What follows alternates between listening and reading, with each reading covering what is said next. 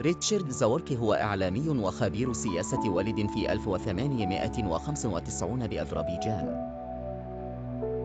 تم تجنيده كجاسوس للسوفييت وأرسل لليابان قبل الحرب العالمية الثانية.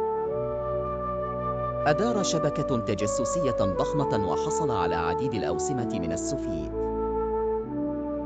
علم بخطة الهجوم على بيرل هاربر قبل حدوثها بشهور. اكتشف عملية بربوسا ولكن ستالين تجاهل معلومة الهجوم الألماني. رسل وثائق تثبت عدم اشتراك اليابان في الهجوم مع ألمانيا. ساهم في تركيز قوة الجيش السوفيتي ضد ألمانيا. القبض عليه في اليابان بتهمة التجسس للسوفييت. رفضت السوفييت مبادلته بأسرى آخرين.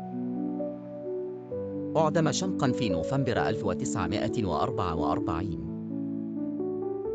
السوفييت اعترفوا بفضله بعد عقدين. تم تكريمه بوضع صورته على طابع بريدي.